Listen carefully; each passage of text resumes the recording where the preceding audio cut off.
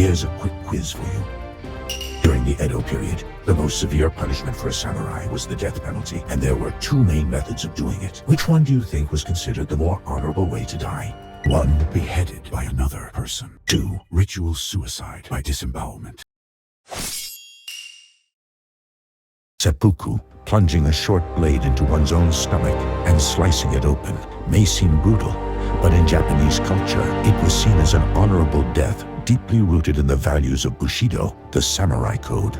Records of seppuku date back as early as the year 1000 during the Heian period. By the 1500s, in the Sengoku era, samurai suicides by seppuku began to be romanticized in stories and legends. In the Edo period, the practice was formalized by the shogunate as an official method of execution, but only for members of the samurai class. In the early 1700s, a famous line from the book Hagakure states, "The way of the samurai is found in death." This means that a true samurai lives with constant awareness of death. The idea is that by accepting the inevitability of death, one can live more fully and with greater purpose. Within this value system, seppuku was not seen as a mere execution. It became a ceremonial act in which a samurai demonstrated responsibility, loyalty, and readiness to face death with dignity. In fact, when a samurai was sentenced to seppuku, it would usually be said that they were granted permission to commit seppuku, reflecting its honor-bound nature.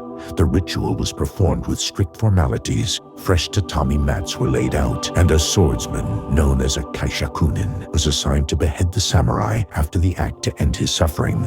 In 1701, the famous Akko incident took place. It began when Asano Naganori, the lord of the Akko domain, drew his sword and attacked Kira Yoshihisa inside Edo Castle. Kira survived with only minor injuries, but the act of violence within the shogun's palace enraged Shogun Tokugawa Tsunayoshi. Asano was ordered to commit seppuku the very same day.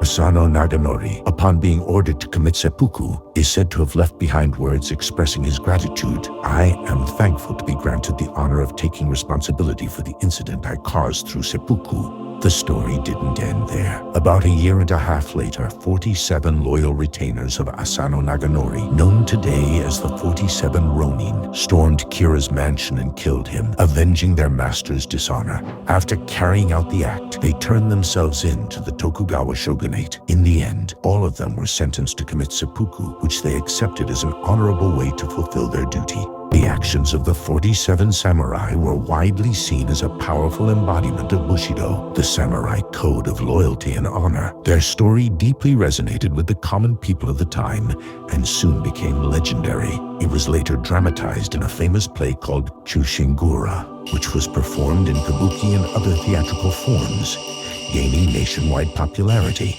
and becoming a cultural icon in Japan. Chushingura is still often made into movies and TV shows in Japan today.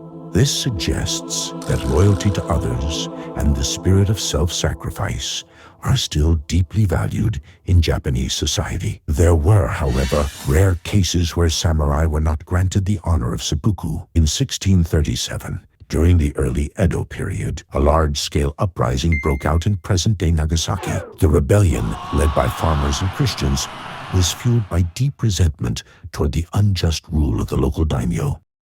Because the revolt was seen as a direct result of the daimyo's misrule, the Tokugawa shogunate denied him the right to die by seppuku and instead sentenced him to beheading, a punishment considered the ultimate disgrace for a samurai.